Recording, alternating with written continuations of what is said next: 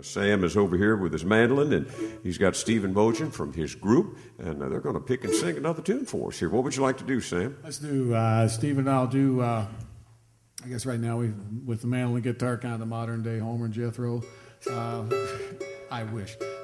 What's really, we're going to do no Charlie Monroe tune, and it's kind of sort of with the mandolin and the guitar, sort of in the Monroe Brothers tradition. So bringing in the Georgia Mail.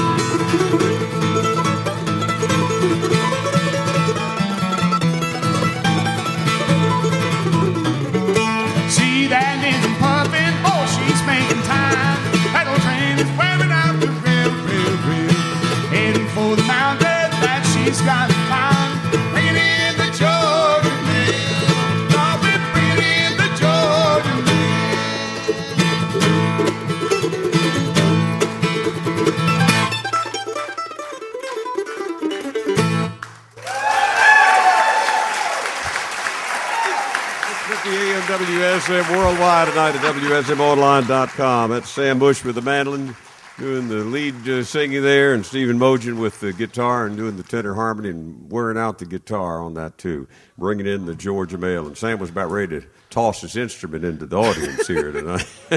Stephen stopped me, fortunately. It's a good thing he did, you know. You rock back and forth. You've got so much energy when you're on stage. Do you ever throw your back out with all that fun you're having? I guess it could happen. Not really. That's not good. Too bad. Yeah, I mean, I'm not really aware of this. I think we all got started doing that back when I was a kid. We were playing in bars, and you know, we didn't have electric instruments. We didn't have monitor speakers. We couldn't hear each other. And I was joking earlier about how we finally got loud enough to drown out the audience, but back then, you couldn't even hear us, and you know, playing these saloons and stuff. So I think we actually started rocking and looking at each other to make sure we were in time together. That's right. I really do. I think that's how we started doing this. That's right. Plus, if somebody's been drinking a little too much, it can make them have optical illusions and enjoy the experience even more. Yeah, I thought we had twin fiddles for years. Sam Bush is our special guest tonight, and you know, the clock on the wall is ticking away quickly. We spent a lot of time talking about tradition and, of course, those days with the Newgrass Revival, and that lasted till the end of 1989, 18-year run, and what a great run. I was talking with your wife, Lynn, who's with us tonight, and she was talking about your final appearance was New Year's Eve, 1989, and you opened for the Grateful Dead, and turns out the Newgrass Revival was the Grateful Dead's favorite band, she said. We'd actually been trying to get on that show 2 or 3 years. I mean, it was the greatest show to be on in America as rock and roll shows go. And we couldn't get on. And then, so our last date was supposed to be here in Nashville on December 16th, and we did play here. But a couple weeks before that, they heard about it and called and said they'd like us to come out and play a New Year's Eve show. And I said, well, but we're breaking up. And they said, yeah, okay. Then hey, man, we really got to have you now.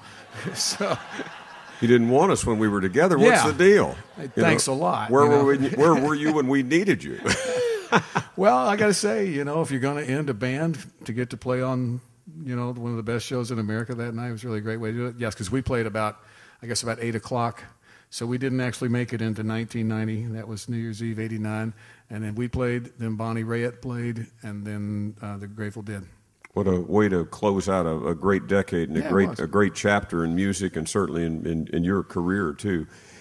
Emmylou Harris and the Nash Ramblers. You were part of that group for a number of years. 5 years. 5 years? That was a great run. Emmy decided to scale things back and get more of an acoustic sound. Made some great records. One of your former bandmates from that era was here earlier tonight. I don't know if he's still here. John Randall. Is John still here? He's gone for the evening, but he was here, and we appreciate if he's listening on the radio. Thank you, John, for in a fit of good taste, he left.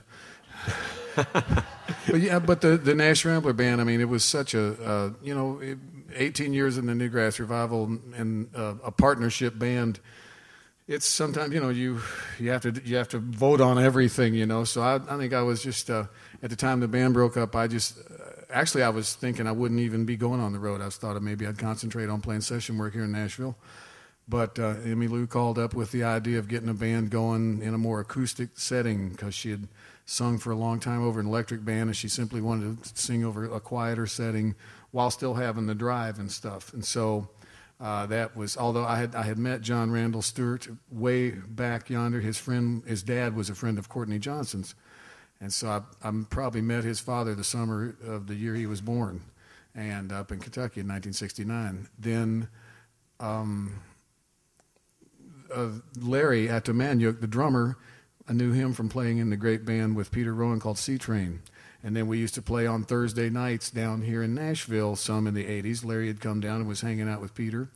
And we had a band that Peter would call Crucial Country. We'd play at the station in. It would be Peter on guitar and vocals, Roy Husky on bass, Larry on drums, me on mandolin, and Jerry Douglas on dobro. Sometimes it'd be Mark O'Connor on fiddle. Sometimes Bela Fleck would play. But the main band, but Larry and Roy and I had this rhythm connection that was really fun. And so when Emmylou wanted to start that kind of band, I suggested Larry. And then and she said, well, who can we get on bass? I said, well, what about Roy? She goes, well, we can't get Roy. I said, have you asked him? Well, no, but I didn't think he traveled. I said, well, maybe it would now. And so she asked Roy to play the bass with us, and he was out of the 5-year band life, Roy played for 2 years. And, of course, the recording that we did live at the Ryman. And oh, by the way, Al Perkins, the great Al Perkins on the Al's really a steel guitar is his main instrument, but he played the dobro and the banjo some in Emmy's band, and I thought he was a perfect fit to that group. And we did the Live at the Ryman album, and then when the Grammy voting came around the next period, we won the country group of the year, country vocal group or duo of the year. And it was always comical to us because there we had made this live album, and any live album's got a couple of little glitches on there you wish you hadn't played, but that's just the way they are. But on the other hand, some of my favorite spots when I listen to live albums is when something kind of goes wrong and see how the band recovers and what happens. And so we made this live album, and like I say, we thought there might have been parts of it that were rough, but we were proud of it. It was a good representation of the band. And that was the same year that the rock group Milli Vanilli won their Grammy, only for the music world to find out later that they didn't really sing on the record. So we kind of, once that came to light, we started feeling better about ourselves, having known we actually did sing it. So. Then after the Nash Ramblers and Emmylou Harris, after that chapter in her career sort of went in a different direction, you pretty much came along with your own group. Pretty much. The very first year when we stopped playing in the Nash Ramblers together in, I guess, February '95.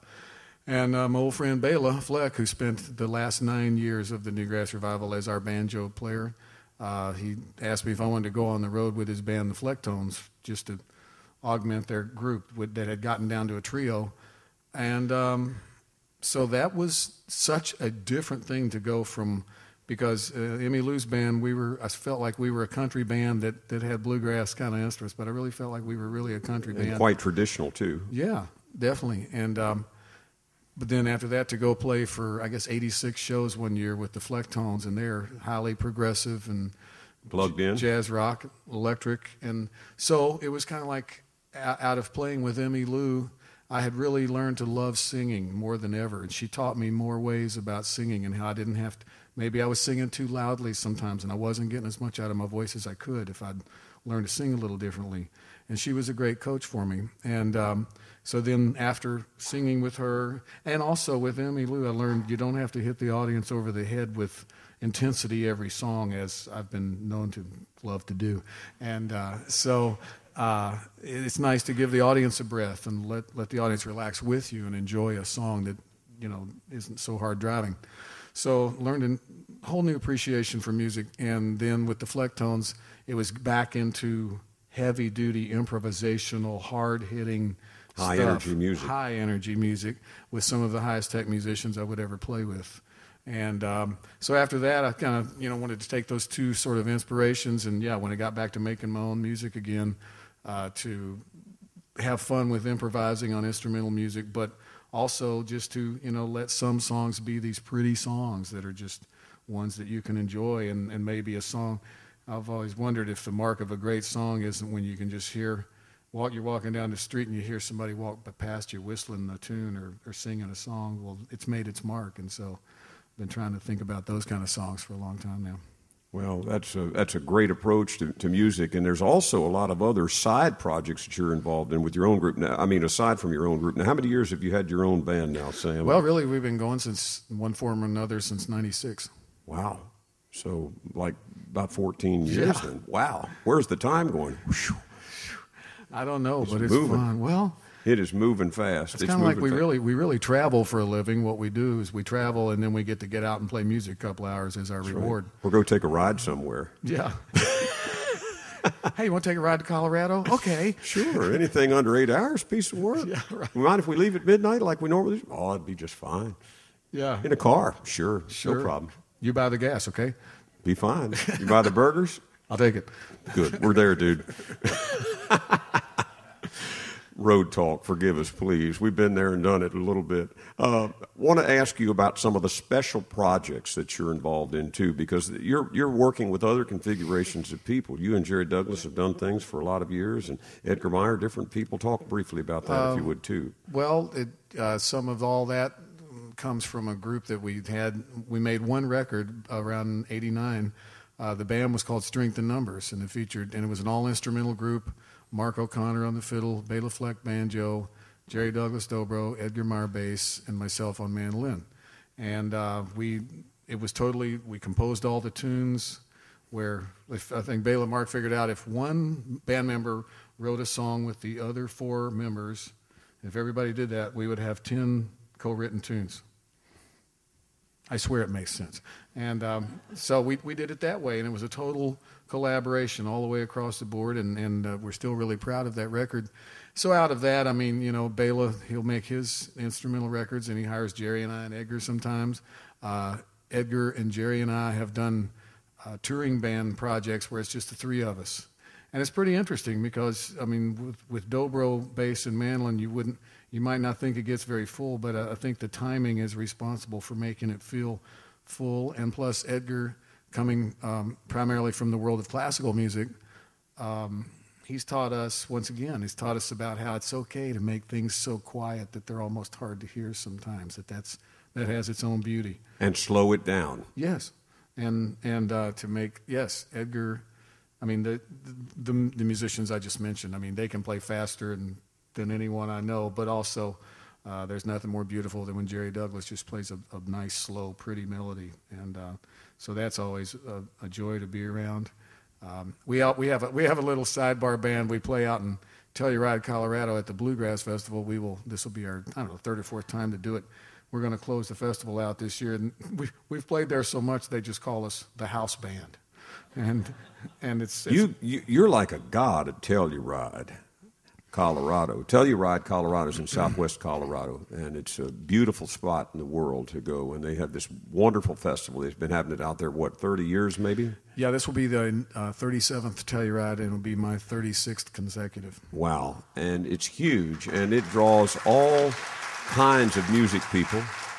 They always have a lot of cutting-edge, eclectic music. They might have somebody like Emmylou Harris or Nancy Griffith there, and they would have the Newgrass Revival or a band like Cadillac Sky. Mm-hmm. But then they'd have somebody like Hot Rise, and then they'd have a very ultra-traditional band there, too. So they weren't, you'd see anything there. You'd see, and they call it Bluegrass Festival, but it's not just a Bluegrass Festival because, they've had the rock and roll band Little Feat. I've seen this past year, they had the guy that used to sing lead for the back at the time New Wave band, the Talking Heads. Mm-hmm. David Byrne is his name. Elvis Costello was there with an acoustic group featuring Jerry Douglas, and so it's just a wide open kind of festival. And so now that I think the first time that the Newgrass Revival ever went there was '75, and it struck us that we had found an audience that was wide open for anything. And I've often wondered, does it go along with the wide open spaces of Colorado and just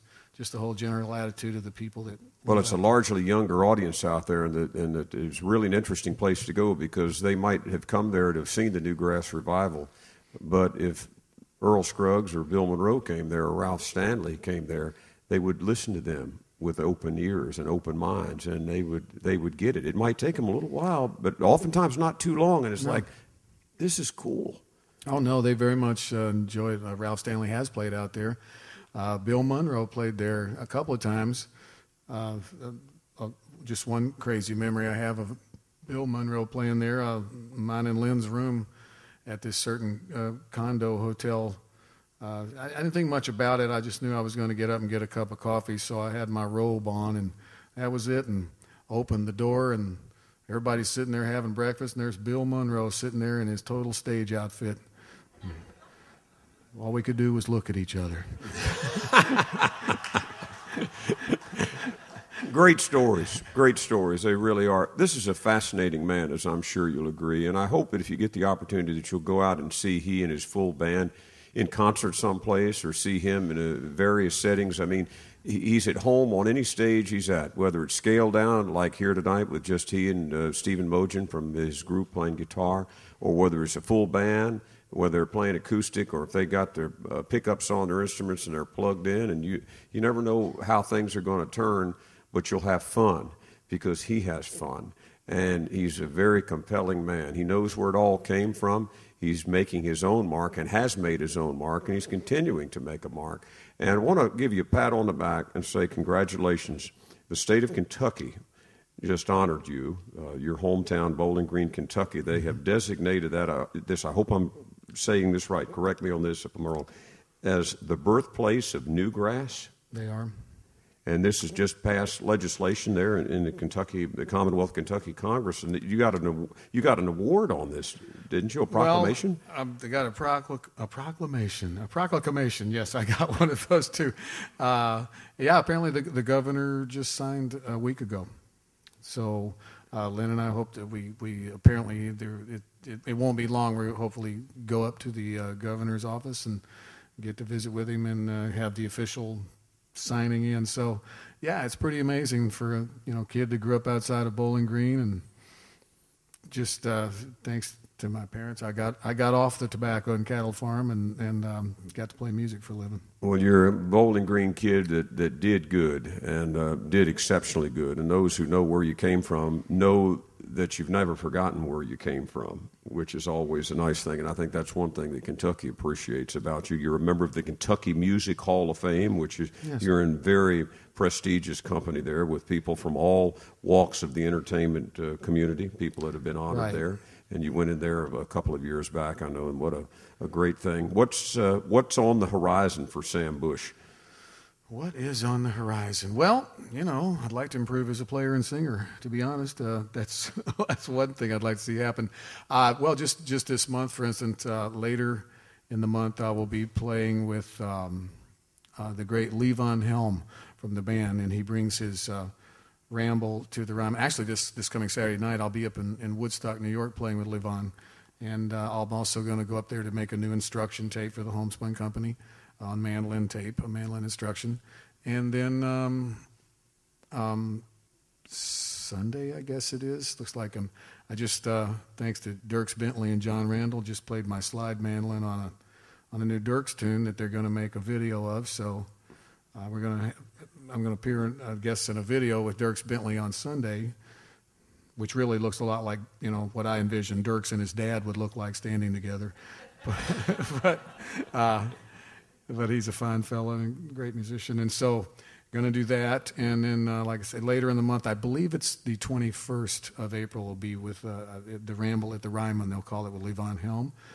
Later in the month, we'll play at me and the band will play at the New Orleans Jazz Festival, which, once again, it's called a jazz festival, but it encompasses so many different kinds of music. And so there's always something great to hear. Any direction, you're going to hear different types of music down there. And then that'll lead us down to the end of the month, where one of my favorites, Merle Fest, over in North Wilkesboro, North Carolina. As the outdoor festival season gets underway. You can find out so much if you visit sambush.com. And I want to thank your sister Dottie for coming down tonight, and your wife Lynn. And I don't know if there's anybody else we need to recognize here before we leave, but from your camp. But your manager's here tonight too. Oh, well, he's the road manager. Actually, in lieu of pay, we gave him a new position. He's tour manager now.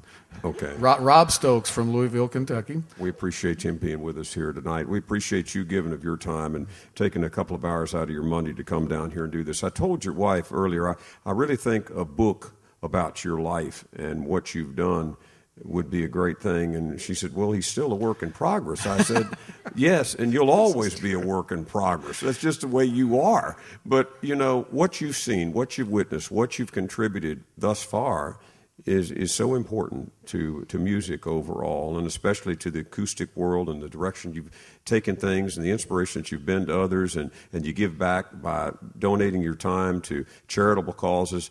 You give back by making instructional videos to help teach and further interest in this music and what you know. It's such you're a great credit to our society and to the music community, and we just love you for it. And thank you for all you've done, man, and continue to do. And pick up a copy of Circles Around Me. It's great.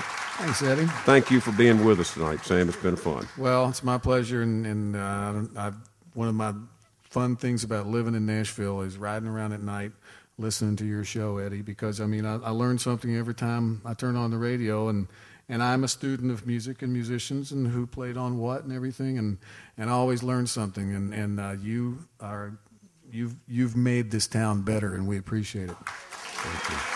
Thank you, Sam. You're a kind man. I appreciate that. Sam Bush, ladies and gentlemen. Thank you so much, Sam.